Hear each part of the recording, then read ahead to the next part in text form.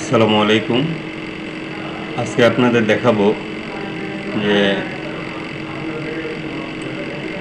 Direct selection toolbar এবং group selection toolbar, এই দুইটা টুলবারের ব্যবহার। আমরা প্রথমে একটা ফাইল নিলাম।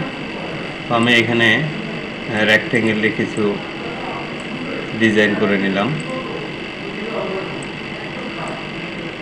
আমি দুটো ডিজাইন করে নিলাম।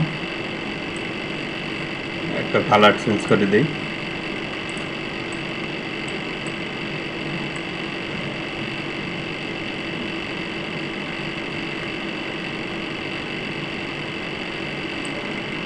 ধরো আমি দুটাকে গ্রুপ করে দিয়েছি, অ্যাড বাটন ক্লিক করে গ্রুপ করে নিলাম। এখন যদি আমি এই যে এই কালারটা, তো সাপোজ আমি যদি কালারটা চেঞ্জ করতে চাই, তাহলে আমাকে এখান থেকে ইউজ করতে হবে গ্রুপ সিলেকশন টুলবার।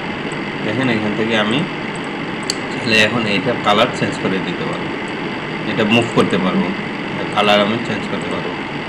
ঠিক আছে, তাহলে এটা আমাদের গ্রুপ সিলেকশন টুলবার। গ্রুপ করা জিনিস আমি এখান থেকে মুভ করতে পারবো এবং কালার সব কিছুই চেঞ্জ করতে পারবো। ঠিক আছে, এটা হচ্ছে আমার গ্রুপ সিলেকশন টুলবারের কাজ। এখানে টুলবার আছে, ডিরেক্ট সিলেকশন টুলবার, আর নিচে দেখেন গ্রুপ সিলেকশন টুলবার। তো গ্রুপ সিলেকশন টুলবার দিয়ে আমি এই কাজটা করতে পারি। কোনো গ্রুপ করা জিনিস আমি চাইলে এখান থেকে ছোট বড় এবং মুভ সব কিছু করে নিতে পারবো। ঠিক আছে, আসসালামু আলাইকুম রহমতুল্লাহ।